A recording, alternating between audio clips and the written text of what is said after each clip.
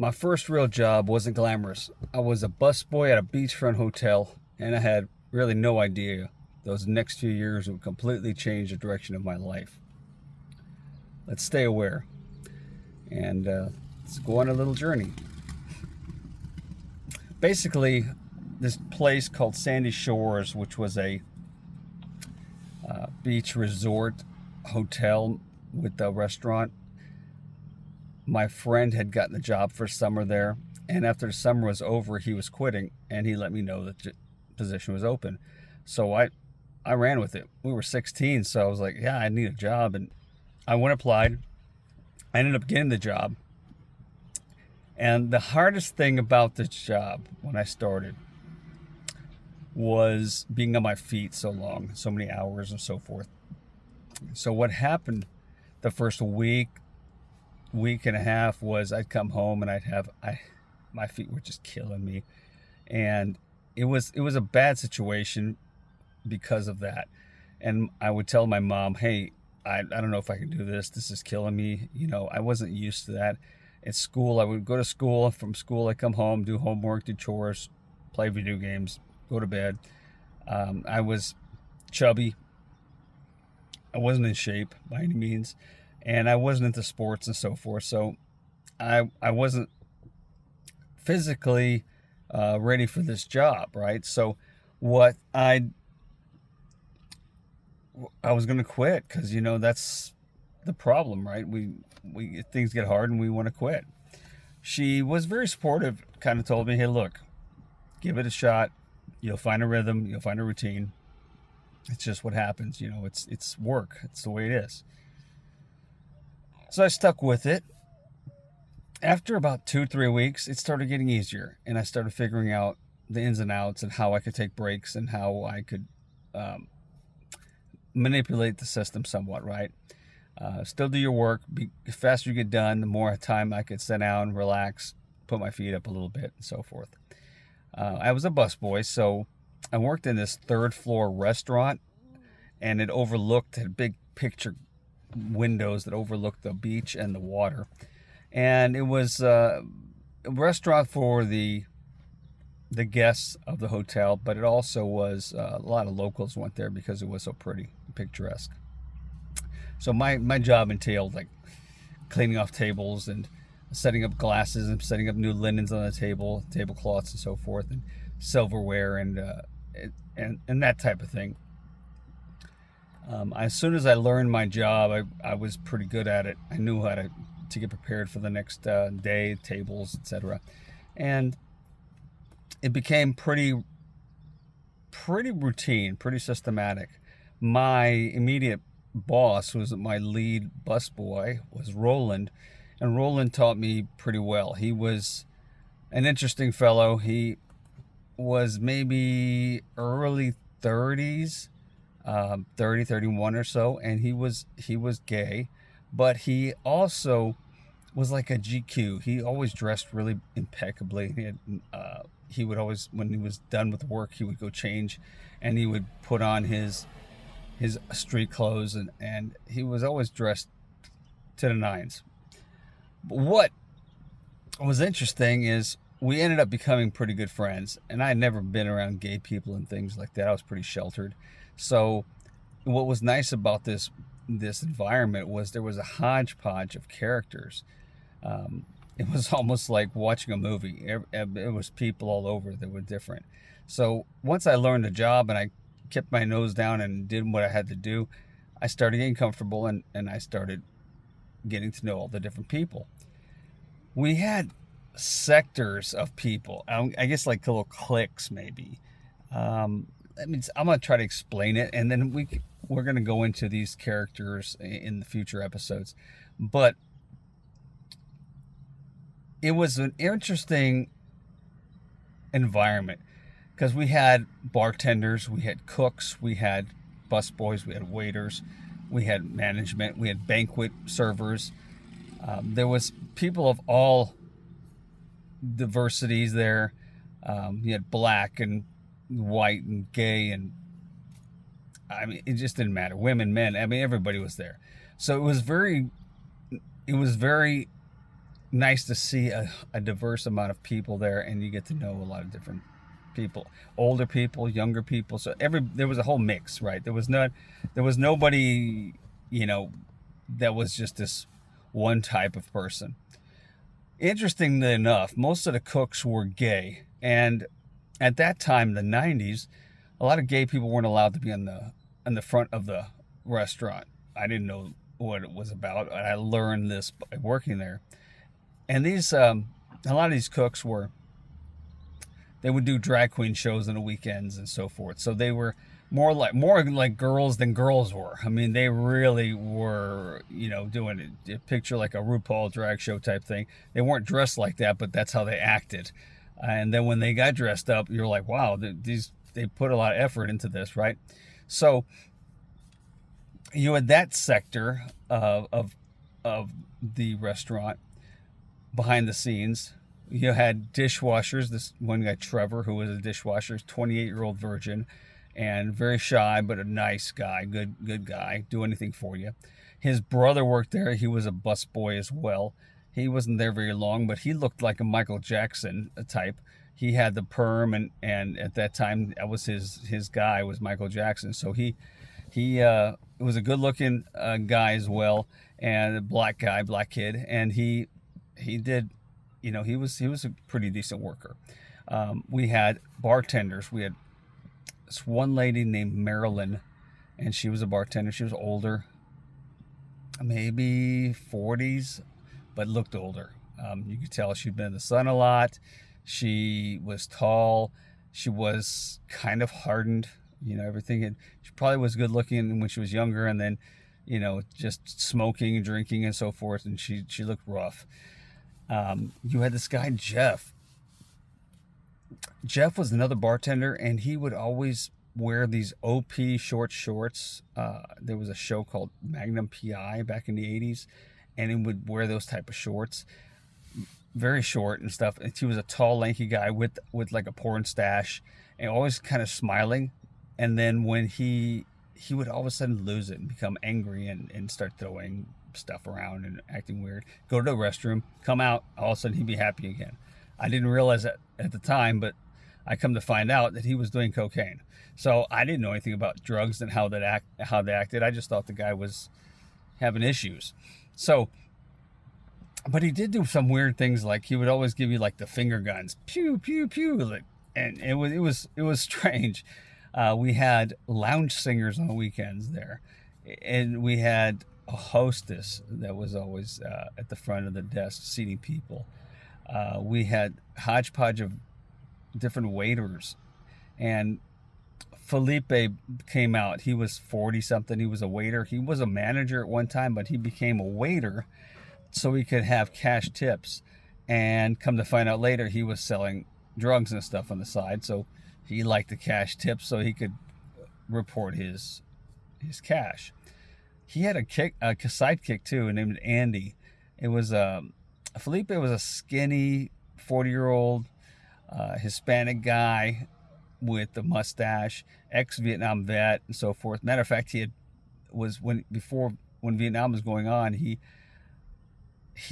was in trouble with the law, and the judge made him an offer saying, hey, if you go to Vietnam, join the military or whatever, and go to Vietnam, we'll get rid of your sentence and you'll do that instead. So he took him up on that, and that's how he ended up in Vietnam. And Andy was like I said, his sidekick. He learned how to be a waiter from him and everything. I think he was a busboy at one time, and he moved up to that. But Felipe showed him how to wait on tables and talk to people and so forth. Andy was a bigger guy. He was husky, and he had a ponytail, long hair, Hispanic as well. And he kind of like idolized Felipe. I wanted to be like him, I guess. And there was Gloria, who was the cook upstairs with us, and she was a black girl. She was maybe late 20s, and she had a son who was already like 12 or something. And she had him at a young age. When her first time she had sex, she got pregnant. So it was just like, wow. I just learned so much from these people. And then, I mean, there were so many different ones. One that stands out a lot, who taught me how to be a server later on, was Lewis. Lewis was an interesting character because he was an ex-gay guy. Was not very attractive dude. He looked almost like Humpty Dumpty. He was rotund, bald, very basic look, almost like a cartoon character look. And he was married to a woman that looked very similar to him as well. And they had a daughter together. And it became apparent to me that he made a lot of money, though. He only did like 3 or 4 tables, and he'd walk home with like $200 a night. And I was like, what the heck? And I'd see him making the money because I bust his tables. The interesting thing is, when I started talking to him, he was very kind of shy about it, wouldn't say nothing, but I watched him real closely, and he would give, if there was kids at the table or something, he'd give them stickers, and he'd kind of flirt a little bit with the ladies, and just be a little flirtatious and so forth. And it made, I guess, the table feel good, and he ended up making pretty good money. So I wanted to learn from him, because the other people weren't really making great money. They were kind of matter of fact, weren't super great at being waiters and so forth. But what was good about being a busboy is you saw that. Plus, at the end of the night, you got tipped out because you took care of everybody's tables and kept them clean and so forth. So you made like $20 a night or something. The thing about Lewis after a while was he became someone I wanted to learn from more and more. He wasn't lazy, but he was lazy. Like, he always looked like he was doing something, but he wasn't doing a lot of the prep work and things like that. And that was usually the girls would do it, and they would complain that he didn't do his share, but he would kind of use his slowness. And I say that because we didn't know what was wrong, because he acted kind of like he was not all there. And we're like, what's going on with this guy? Well, I come to find out, Lewis used to work in Houston in this like country club restaurant, where you actually had to memorize the menu, and every day the specials and so forth you had to memorize. There was no paper menu to look at. And he waited on people like politicians, like George Bush Sr., and people of that nature, so influential people. So he was doing pretty good with that. But what he didn't, I guess what he didn't tell anybody was, which I found out from talking to him and actually expressing interest in this guy. I actually wanted to learn, so I asked questions. He had a traumatic brain injury. So while he worked at this restaurant, he was walking home one night, and he was a victim of a hate crime. Since he was gay, this is before he was married, before his child, these guys came out and chased him and beat him so badly that he woke up in the hospital, and he had a traumatic brain injury. So that's what he used. And I think if used to his advantage, because he knew that if he did too many tables, he couldn't really I guess do the job too properly, if that makes sense. Like he would miss things and forget things and so forth. So he just did a few tables at a time. The issues were, it didn't hinder him, it made him better, I think. And I told him that. And so I said, hey, teach me. And he did. He taught me, but he wanted me to make sure not to say anything to anybody else. So I learned how to make quite a bit of money waiting on tables. It was a very good lesson to learn, and it kind of helped with my future progression of how to handle people and talk to them and make them feel comfortable and so forth. So that became later on when I became a server. So Lewis was an influential character in this restaurant business for sure. So many different personalities I met there that made me, I guess, better or understanding. I was sheltered, like I said. I didn't know all these types of people. So every one of them had their own little thing, their little nugget of expertise that I picked up on and learned from. So it was pretty interesting. It was pretty cool. There was a a movie called Waiting back in the early 2000s that came out with Ryan Reynolds, and it was interestingly enough and pretty funny that it was very similar to what restaurant business is like. There's a lot of things that happen behind the scenes that nobody knows about, but uh, it's just it does happen, and we're going to expound on that later as well.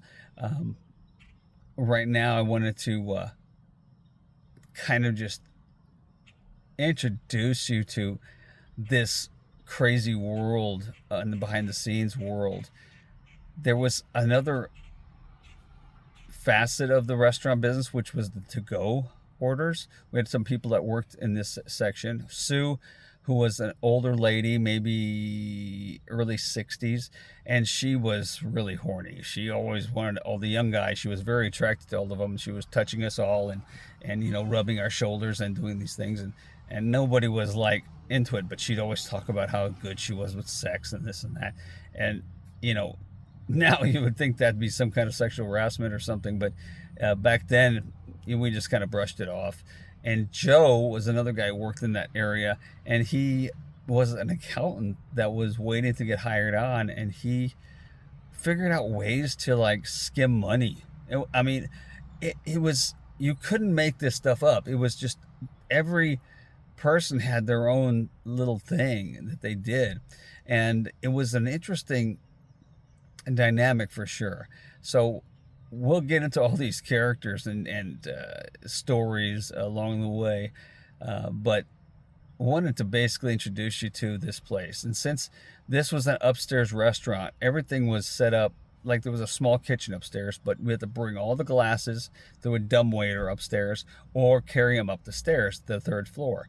So I got pretty good with climbing up these stairs and going down these stairs quickly. And I started losing weight and getting better shape and so forth.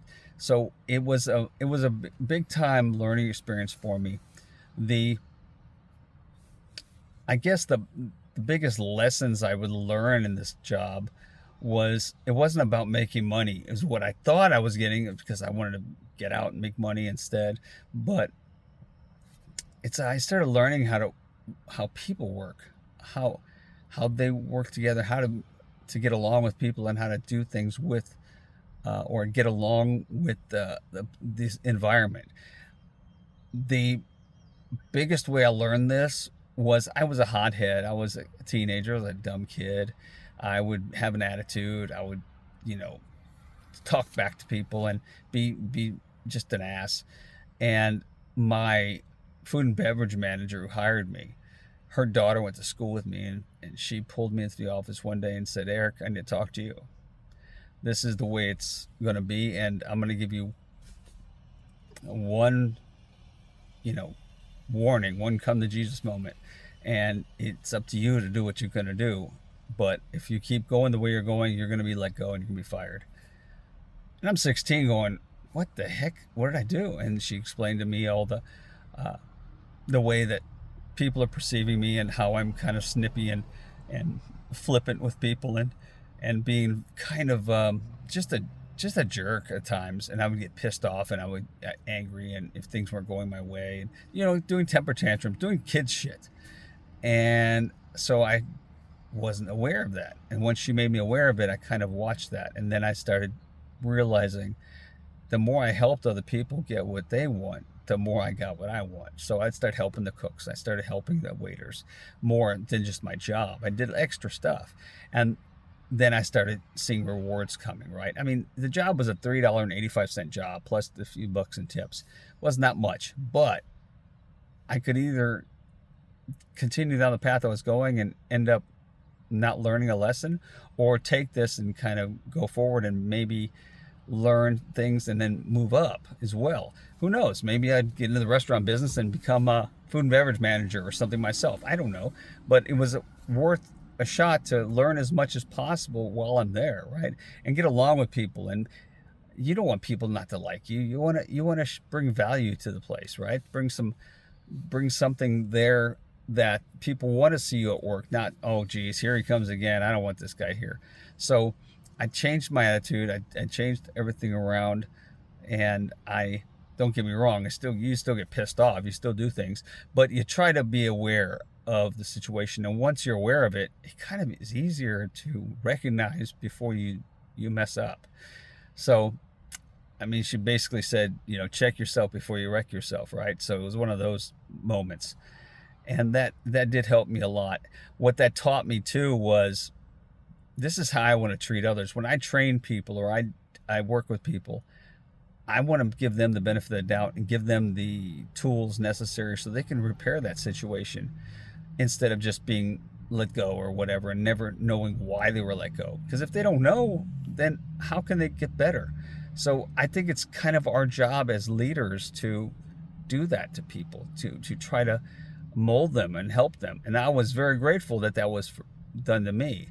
And so that taught me a lesson of humility and also of understanding. So it's, working with people is a difficult thing. That's the only thing you can't control is others. You can only control yourself and how you react to situations, right? So if you can do that, you can make it work. So let's just stay aware. And we'll get to the next storylines on this hodgepodge of characters at this resort. See you next time.